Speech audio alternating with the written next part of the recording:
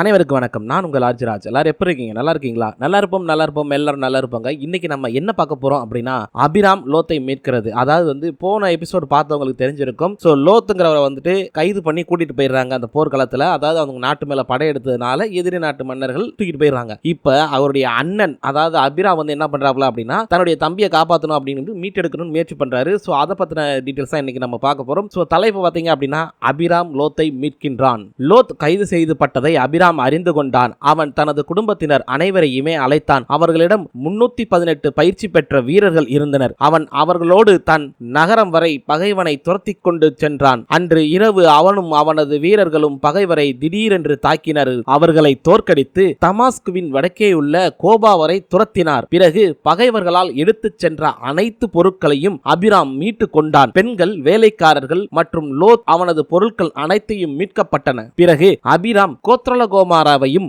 அவனுடன் இருந்த அரசர்களையும் தோற்கடித்துவிட்டு தன் நாட்டுக்கு திரும்பினான். சோதோமின் அரசன் புறப்பட்டு சாவோ பள்ளத்தாக்கிற்கு வந்து அபிராமை வரவேற்றான். இப்போது இப்பள்ளத்தாக்கானது அரசரின் பள்ளத்தாக்கு என்று அழைக்கப்படுகிறது. சோ இவ்வளவுதாங்க, பெருசா ஒண்ணும் இல்ல. நம்ம அபிராம் என்ன பண்றாரு அப்படின்னா, அவர்கிட்ட இருக்கிற படையை கூட்டிட்டு போறாரு. கிட்டத்தட்ட ஒரு 318 வீரர்கள் அவர்கிட்ட இருக்காங்க. சோ தன்னுடைய தம்பியை இந்த மாதிரி கைது பண்ணிட்டாங்க அப்படின்னு தெரிஞ்ச உடனே அவருடைய வீரர்கள் எல்லாம் கூட்டிட்டு அவங்க இப்ப எங்க போயிட்டு இருப்பாங்க என்னன்னு காணிச்சு டக்குன்னு அந்த இடத்துக்கு அவங்கள துரத்தி போய் திடீர்னு இப்ப அவங்க கூடாரம் போட்டு வர தங்கிருக்காங்க அப்படின்னா திடீர்னு அன்னைக்கு நைட்டோட நைட்டை அவங்கள தாக்குறது. ஸோ அப்படி தாக்குனோன்னு என்னாச்சுன்னா அவனுங்க தோத்துட்டாங்க. ஸோ தோத்தோன்னு என்னாச்சு, இவங்க அடிச்சு துரத்தி விட்டுட்டு அப்புறம் அவங்க எடுத்துட்டு போன அந்த பொருள் அது போக தன்னுடைய தம்பி எல்லாத்தையுமே மீட்டெடுக்கிறாங்க. அதாவது தன் நாட்டில இருந்து கொண்டு போன எல்லாத்தையுமே மீட்டெடுத்து இந்த அபிராம்ங்கிறவர் மிகப்பெரிய அரசன்கிற லெவலுக்கு கட்டிட்டாப்ல. அதுக்கப்புறம் பாத்தீங்க அப்படின்னா அதோட நிப்பாட்டில் அதுக்கப்புறம் கோத்ரோகோமோ அப்புறம் அவரோட வந்திருந்த அரசர்கள் எல்லாத்தையுமே தோற்கடிச்சிடாப்ல. தோற்கடிச்சு எல்லாத்தையும் மீட்டுக்கிட்டு தன்னோட நாட்டுக்கு திரும்பி வர்றாப்ல. ஸோ இதை கேள்விப்பட்ட சோதோமின் அரசர் இருக்காருல, அவர் என்ன பண்றாரு அப்படின்னா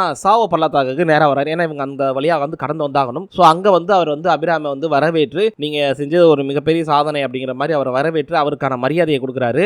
இப்ப இந்த சாவோ பள்ளத்தாக்குங்கிறது பாத்தீங்க அப்படின்னா இதுக்கப்புறம் அரசன் பள்ளத்தாக்கு அப்படின்னு ஒரு பேர் மாற்றம் செய்யப்பட்டிருக்குதாமா. அதாவது இந்த நிகழ்வுக்கு அப்புறமா. ஸோ இதோட தன்னுடைய தம்பியை மீட்டெடுத்துறாரு. இந்த இது முடிஞ்சிருது. அதுக்கப்புறம் பாத்தீங்க அப்படின்னா என்ன நடக்குது அப்படின்னா, மெல்கி சோதேக் அப்படிங்கிற ஒரு அரசர் இருக்காரு. இவர் எந்த நாட்டு அரசர் அப்படின்னு பாத்தீங்க அப்படின்னா சொலோமின் அப்படிங்கிற ஒரு நாட்டோட அரசர். இவர் என்ன பண்றாரு அப்படிங்கிற விஷயங்களா பாருங்க. இவர் அபிராம் சந்திக்கிறாரு. அதுக்கப்புறம் நிறைய விஷயம் அபிராம் பேசுறாரு. அந்த மாதிரி ஒரு தலைப்புல கொடுத்திருக்காங்க. சோ அது என்னங்கறத முழுமையா பார்க்கலாம். சலோமின் அரசனாகிய மெல்கி சோதேக் அபிராமை சந்திக்க போனான். இவன் உன்னதமான தேவனின் மகன். இவன் அப்பமும் திராட்சையும் கொண்டு வந்தான். மெல்கி சோதேக் அபிராமை ஆசீர்வாதம் செய்து, அபிராமே, வானத்தையும் பூமியும் படைத்த உன்னதமான தேவன் உன்னை ஆசீர்வதிப்பாராக. நாம் உன்னதமான தேவனை போற்றுவோம். உன் பகைவர்களை வெல்ல உனக்கு தேவன் உதவுவார் என்றார். போரில் கைப்பற்றியவற்றில் 10 ஒரு பங்கை அபிராம் மெல்கி சோதேக்கு கொடுத்தான். பிறகு சோதோமின் அரசன் அபிராமிடமும் இவை எல்லாவற்றையும் நீ உனக்கு வைத்துக்கொள், எனது ஜனங்கள் மட்டும் எனக்கு கொடு, அது போதும் என்றார். ஆனால் அபிராமோ சோதோம் அரசனிடம், நான் உன்னதமான தேவனாகிய கர்த்தரிடம் வாக்கு பண்ணி இருக்கிறேன். வானத்தையும் பூமியையும் படைத்த உன்னதமான தேவனுக்கு முன்பாக என் கைகள் சுத்தமாக இருக்கின்றது. உனக்குரிய எதையும் நான் வைத்திருக்க மாட்டேன் என்று வாக்கு பண்ணி இருக்கின்றேன். நான் உனக்குரிய ஒரு நூல் அல்லது பாதரட்சத்தின் சிறு வரையறையில் கூட ஏற்க மாட்டேன். நான் அபிராமை பணக்காரனாக்குகிறேன் என்று நீ சொல்வதை நான் விரும்ப மாட்டேன். என்னுடைய இளைஞர்கள் உண்பதற்கான உணவை மட்டும் ஏற்றுக்கொள்வேன். ஆனால் மற்றவர்களுக்கு அவர்களின் பங்கை கொடுத்துவிடு. நாம் போரில் வென்ற பொருட்களை எல்லாம் எடுத்துக்கொள். சிலவற்றை அனோயர், எஸ்கோல், மம்ப்ரோ ஆகியோர்களுக்கு கொடுங்கள். இவர்கள் எனக்கு போரில் உதவினார்கள் என்றார். இந்த சாலோமோட மன்னர் மெல்கி சோதேக் இருக்கார்ல, இவர் அபிராம போய் பார்க்க போறாரு. ஏன்னா போரெல்லாம் முடிஞ்சதுக்கு அப்புறம் அவங்க ஜெயிச்சிட்டாங்க இல்ல. சோ பார்க்க போகும்போது வெறுங்கையோட போல அப்பா அப்புறம் திராட்சை இதெல்லாம் கொண்டு போறாரு. கொண்டு போயிட்டு நம்ம மெல்கி சோதேக்கு என்ன பண்றாருன்னா அந்த ஆப்பம் திராட்சை இதெல்லாம் கொடுத்துட்டு அவர்கிட்ட ஆசீர்வாதம் வாங்கிட்டு இவரும் ஆசீர்வாதம் பண்றாரு. ஏன் அப்படின்னா இவர் ஒரு கர்த்தருடைய பிள்ளை அப்படிங்கறனால. ஓகேவா. அப்போ அபிராம புகழ்ந்து ஒரு பாட்டு ஒன்று பாடுறாரு. அதுதான், அபிராமே, நீ வானத்தையும் பூமியும் படைத்த அந்த இயேசு தேவன் இருக்காருல, அவர் உனக்கு கண்டிப்பா ஆசீர்வாதம் பண்ணுவாரு. அது போக உன்னோட பகைவர்கள் எல்லாம் ஜெயிக்கிறதுக்கு இந்த இயேசு கிறிஸ்து அதாவது தேவன் உனக்கு உதவி பண்ணுவாரு. எப்பவுமே கூடயே இருப்பாரு துணையா அப்படின்னு சொல்றாப்ல. இந்த அபிராம் இப்ப போருக்கு போனார்ல. சோ அங்க இருந்து நிறைய பொருட்களை ஜெயிச்சு எடுத்துட்டு வந்திருப்பார்ல. சோ அதுல 10ல ஒரு பங்கு என்ன பண்றாரு அப்படின்னா மெல்கி சோதேக்கு கொடுக்கறாப்ல. சோ அந்த மெல்கி சோதேக்கு அரசர் என்ன பண்றாரு அப்படின்னா, சரி நான் அபிராமிட்ட பார்த்து, இங்க பாரு அபிராம், இதெல்லாம் எனக்கு வேண்டாம், என்னோட நாட்டு மக்களை மட்டும் எனக்கு கொடுத்துருங்க. ஏன் அப்படின்னா நான் தேவன் கிட்ட ஏற்கனவே சொல்லியிருக்கேன், என்னுடைய கை எப்பயுமே சுத்தமா இருக்கும். எக்காரந்த கொண்டு எதையும் யார்கிட்டையும் லஞ்சமாவோ இல்ல ஏதோ ஒரு இனமாவோ எதுவுமே நான் வாங்க மாட்டேன் அப்படிங்கிற மாதிரி ஒரு சத்தியம் பண்ணி கொடுத்துருக்கேன். சோ அதுக்கேற்ற மாதிரி நான் சுத்தமா இருந்துக்கிறேன். நீங்க என்னுடைய நாட்டு மக்களை மட்டும் கொடுத்துருங்க, எனக்கு எதுவுமே வேணாம், மிச்ச மிச்சத்தெல்லாம் நீங்களே எடுத்துக்கோங்க, பொன் பொருள் எல்லாத்தையும் எடுத்துக்கோங்க அப்படிங்கிற மாதிரி அபிராம பார்த்து சொல்றாப்ல. அது மட்டும் இல்ல, இப்ப இங்க தங்கி இருக்காங்களே என்னுடைய இளைஞர்கள், அவங்க சாப்பிடறதுக்கான சாப்பாடை மட்டும் நான் ஏத்துக்கிறேன், வேற எதுவுமே வேணாம், எனக்கு பங்கெல்லாம் வேணாம். அப்படி நீங்க பங்கு கொடுக்கறதா இருந்தா உங்க கூட சேர்ந்து சண்டை போட்டாங்கல்ல அவங்க அரசர்களுக்கு கொடுங்க அப்படின்றாரு. இதை வந்து அவரும் பாக்குறாரு. சரி ஓகேப்பா, நான் அப்படியே செய்யறேன்ப்பா அப்படிங்கிற மாதிரி அவரும் ஒத்துக்கிறாப்ல இந்த விஷயத்த. இந்த இடம் தான் ரொம்ப வந்து முக்கியமான இடம். என்ன அப்படின்னா, இதுக்கப்புறம் அபிராம் இருக்கார்ல, அவர் வந்து தேவன் கிட்ட ஒரு உடன்படிக்கை போடுறாரு. சோ அதை பத்தி வந்து சொல்றாங்க. சரி வாங்க அதை என்னன்னு பார்த்துடலாம். அபிராமோடு தேவனின் உடன்படிக்கை. இவையெல்லாம் நடந்த பிறகு கர்த்தரின் வார்த்தையானது அபிராமுக்கு தரிசனத்தில் வந்தது. தேவன் அபிராமோடு, நீ பயப்பட வேண்டாம், நான் உன்னை பாதுகாப்பேன், உனக்கு பெரிய பரிசு தருவேன் என்றார். ஆனால் அபிராமோ, தேவனாகிய கர்த்தாவே, நீர் கொடுக்கின்ற எதுவுமே எனக்கு மகிழ்ச்சியை தராது. ஏனென்றால் எனக்கு பிள்ளைகள் இல்லை. எனவே நான் மரித்த பிறகு எனக்குரிய பொருட்கள் எல்லாமே எனது அடிமையாகிய தமஸ்குவை சேர்ந்த எலியோசருக்கு உரியதாகும் என்றார். மேலும் அபிராம், நீர் எனக்கு மகன்களை கொடுக்கவில்லை, எனவே என் வீட்டில் பிறக்கும் அடிமைக்கு இந்த சொத்து முழுவதும் உரிமையாகும் என்றான். கர்த்தர் அபிராமிடம், அந்த அடிமை உனக்குரியவற்றை பெறமாட்டான், உனக்கொரு மகன் பிறப்பான், அவனே உனக்குரியவற்றை பெற்றுக்கொள்வான் என்றார். பிறகு தேவன் அபிராமை வெளியே அழைத்து வந்து, வானத்தில் நிறைந்திருக்கும் ஏராளமான நட்சத்திரங்களை பார், அவற்றை உன்னால் எண்ண முடியாது, வருங்காலத்தில் உன் சந்ததியும் இவ்வாறே இருக்கும் என்றார். அபிராமும் தேவனை நம்பினான். மேலும் தேவன் அபிராமின் நம்பிக்கையை அவனுடைய நீதியான காரியமாக எண்ணினார். தேவன் அபிராமிடம், நானே கர்த்தர், உன்னை பாபிலோனாவில் உள்ள ஊர் என்னும் பட்டணத்திலிருந்து அழைத்து வந்தேன், நானே இதை செய்தேன், இந்த தேசத்தை உனக்கு கொடுக்கின்றேன், இது உனக்கே உனக்குரியதாகும் என்றார். ஆனால் அபிராமோ, கர்த்தராகிய என் ஆண்டவரே, இத்தேசம் எனக்கு உரியதாகும் என்று எப்படி உறுதிப்படுத்திக் கொள்வது என்று கேட்டான். தேவன் அபிராமிடம், நாம் ஒரு உடன்படிக்கை செய்து கொள்வோம். 3 ஆண்டுகள் ஆன ஒரு பசுவை கொண்டு வா, அதோடு 3 ஆண்டுகளான ஆட்டையும் கொண்டு வா, அதோடு ஒரு காட்டு புறாவையும் புறா குஞ்சையும் என்னிடம் கொண்டு வா என்றார். அபிராம் இவை எல்லாவற்றையும் தேவனிடம் கொண்டு வந்து ஒவ்வொன்றையும் கொன்று 2 துண்டுகளாக வெட்டிய பிறகு ஒரு பாதியை இன்னொரு பாதியோடு சேர்த்தான். பறவைகள் அவன் அவ்வாறு வெட்டவில்லை. பின்னர் பெரிய பறவைகள், விலங்குகள் உடலை உண்ண கீழே பறந்து வந்தன. அபிராம் அவற்றை துரத்தினான். சூரியன் அஸ்தமிக்கும் நேரம் நெருங்கியது. அபிராமுக்கு தூக்கமும் வந்தது. அத்துடன் அச்சுறுத்தும் இருளும் அவனை சூழ்ந்து கொண்டது. பிறகு கர்த்தர் அபிராமிடம், நீ இவ்விஷயங்களை பற்றி அறிய வேண்டும். உனது சந்ததி தங்களுக்கு சொந்தமில்லாத நாட்டிலே அந்நியர்களாக இருப்பார்கள். அங்குள்ளவர்கள் இவர்களை 400 ஆண்டு காலம் அடிமைகளாக வைத்திருந்து மோசமாக நடத்துவார்கள். ஆனால் நான் அந்த நாட்டை தண்டிப்பேன். உனது ஜனங்கள் அந்நாட்டை விட்டு பல்வேறு பொருட்களுடன் வெளியேறுவார்கள். நீ நல்ல முதிர்ந்து வயதாகும் வரை வாழ்ந்து சமாதானமாக மரணமடைவாய். 4 தலைமுறைகளுக்கு பின்னர் உனது சந்ததியினர் மீண்டும் இங்கு வருவார்கள். அப்போது உனது ஜனங்கள் எமோரியரை தோற்கடிப்பார்கள். இது எதிர்காலத்தில் தான் நடைபெறும். ஏனென்றால் இன்னும் எமோரியர்கள் தண்டிக்கப்படுகின்ற அளவிற்கு மிக மோசமான கெட்டுப் போகவில்லை என்றார். சூரியன் அஸ்தமித்த பிறகு மேலும் இருளாயிற்று. மரித்து போன மிருகங்கள் தரையின் மேலேயே கிடந்தன. 2 துண்டுகளாக கிடந்த அவற்றின் உடலிலிருந்து சூளையின் புகையும் நெருப்பும் வெளியே வந்தன.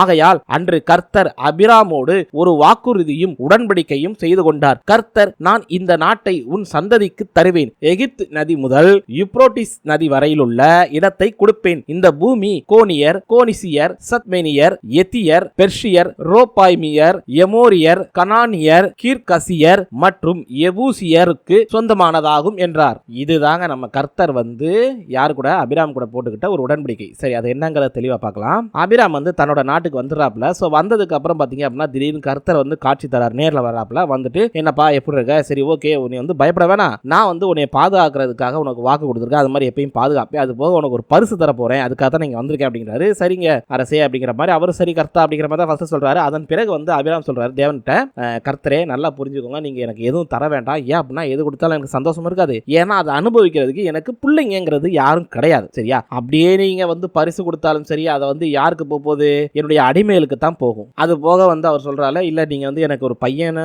கூட கொடுத்துருக்கணும், அதுவும் கொடுக்கல, அதனால வந்து எனக்கு எதுவுமே வேண்டாம் அப்படின்றாரு. உடனே நம்ம கர்த்தர் சொல்றாரு, அப்படியா, ஒன்னும் பயப்பட வேணாம், இங்க பாரு அபிராம், நல்லா கேட்டுக்கோ, உன்னுடைய சந்ததிகள் பார்த்தா அப்படின்னா ரொம்ப பெரிய அளவுல வளரும், கவலைப்படாத, இந்த உலகம் முழுக்க விரிஞ்சு பறந்து உன்னுடைய சந்ததிகள் வாழும், ஒன்னும் பயப்படாத, உன்னோட சொத்து பத்தெல்லாம் அடிமைக்கெல்லாம் போகாது அப்படிங்கிற மாதிரி சொல்றாரு. உனக்கு ஒரு பையனையும் கொடுப்பேன், அதே நேரத்தில் ஒரு சொத்து பத்தெல்லாம் வெளியே எங்கேயும் போகாது, அந்த பையன் தான் அனுபவிப்பா, கவலைப்படாத அப்படிங்கிற மாதிரி வந்து ஆசீர்வாதம் பண்றாரு. அதுக்கப்புறம் சரி இதை எப்படி நம்புறதுங்கிற ஒரு டவுட் வரும்ல அவனுக்கு. அதனால அதை யோசிச்ச கர்த்தர் என்ன பண்றாருன்னா, சரி வெளியே வா அப்படின்னு வெளியே கூட்டிட்டு அப்படி காலார நடந்து போய் அந்த வெளியே இருக்கிற ஸ்டார்ஸை காட்டுறாரு. வானத்துல ஸ்டார்ஸை காட்டி, இங்க பாத்தியா சரியா? இந்த நட்சத்திரத்தை யாராலையாவது எண்ண முடியுமா? முடியாது. அது மாதிரி தான் உன்னோட சந்ததிகள் கண்டிப்பா வந்து டெவலப் ஆகும். நீ வந்து நம்பிக்கையா இரு எப்பவுமே அப்படின்றாரு. அது மட்டும் இல்லாம நான் தான் கர்த்தர், நான் தான் உன்னை பாபிலோனால இருந்து இந்த பட்டணம் வரைக்கும் கொண்டு வந்தேன். அது போக வந்து உன்னை எல்லா இடத்துக்கும் போய் சண்டை போட வச்சது, உன்னை வந்து ஒவ்வொரு இதையும் வந்து பின்னாடி இருந்து ஆக்டிவேட் பண்ணி உன்னை வந்து ஆண்டுகிட்டு இருக்கேன் நான். சரியா? இதோட நிப்பாட்டல. கர்த்தர் என்ன பண்ணியிருக்காருன்னா, சரிப்பா உனக்கு வந்து நான் இந்த நாட்டே உனக்கு கொடுத்துறேன், உனக்கே வந்து கொடுத்துறேன், இந்த நாட்டு வந்து நீ வந்து ஆண்டுக்கோ அப்படிங்கிற மாதிரி கொடுக்குறாரு.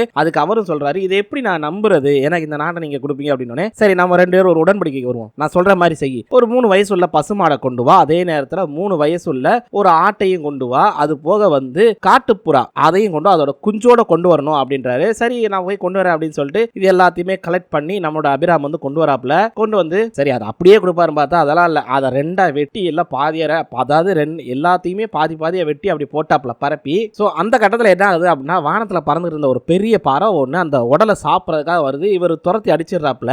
இதே நேரத்தில் வந்து சூரியன் வந்து அஸ்தமிச்சிடு, அதாவது சூரியன் வந்து மறைஞ்சு அந்த நைட் ஆகிறதுக்கான அந்த ஸ்டேஜ் வருது. ஸோ ஈவினிங் ஆகி ஒரு 6 மணி 7 மணி வச்சுக்கோங்க. அந்த மாதிரி நேரத்தில் வந்து அந்த இருட்டை பார்த்தோன்னே இவருக்கு கொஞ்சம் பயமும் வருது. அப்பதான் நம்ம கர்த்தர் சொல்றாரு, அங்க பாரு அபிராம், நீ வந்து சில விஷயங்களை பத்தி தெரிஞ்சுக்கணும், அதுவும் முக்கியமா இந்த விஷயத்தை தெரிஞ்சுக்கோ அப்படின்றாரு. உனக்கு ஒரு பையன் பிறப்பான், அதுக்கப்புறம் நிறைய உன்னுடைய சந்ததிகள் டெவலப் ஆகும். ஆனால் அவங்க வந்து என்ன பண்ணுவாங்க அப்படின்னா, அவங்களுக்கு சொந்தமே இல்லாத நாட்டில் கைதிகளா வந்து ஒரு 400 வருஷம் அடிமையா வந்து இருப்பாங்க.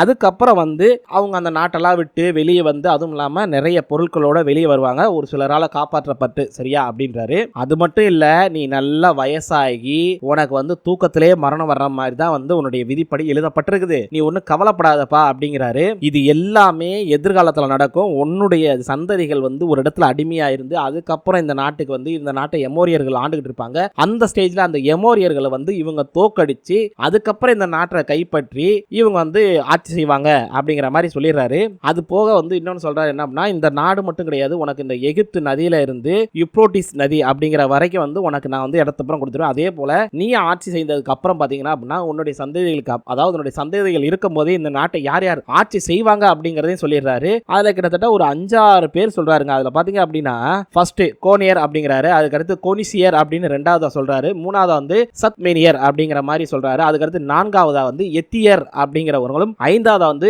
பெர்சியர் அப்படிங்கிறவங்களும், 6வதா ரொப்போபாய்மியர் அப்படிங்கிறவங்களும், 7வதா வந்து எமோரியர் அப்படிங்கிறவங்களும், 8வதாக கனோனியர், 9வதாக கீர்கசியர், அதுக்கப்புறம் 10வதா எபிசியர் அப்படிங்கிறவங்களும் ஆளுவாங்க. ஸோ இப்படிப்பட்ட உன்னுடைய இந்த நாட்டை இத்தனை பேர் ஆண்டு அதுக்கப்புறம் தான் உன்னுடைய சந்ததிகள் வந்து ஆள முடியும் அப்படிங்கிற மாதிரி சொல்றாரு. ஸோ இதோட வந்து கர்த்தரும் அபிராமும் போட்டுக்கிட்ட அந்த உடன்படிக்கை முடிஞ்சுக்குது. ஸோ அவர் வந்து உடன்படிக்கை போட்டாரு, நீ இந்த நாட்டை ஆளுவ, அதுக்கப்புறம் உனக்கு வர சந்ததிகள் சில காலங்களுக்கு அப்புறம் வந்து சில காலங்கள் ஆளுவாங்க, அதுக்கப்புறம் திரும்ப தோற்கடிக்கப்பட்டு துரத்தப்பட்டு திரும்ப மீண்டும் வந்து இந்த நாட்டை கைப்பற்றி ஆட்சி செய்வாங்க அப்படிங்கிற மாதிரி ஒரு உடன்படிக்கைக்கு வர்றாப்ல. ஸோ இதோட வந்து இந்த உடன்படிக்கையானது முடிஞ்சு போச்சு. ஓகே மக்களே, இன்றைய காணொலி முடிந்தது. மீண்டும் நாளை சந்திக்கலாம். நன்றி.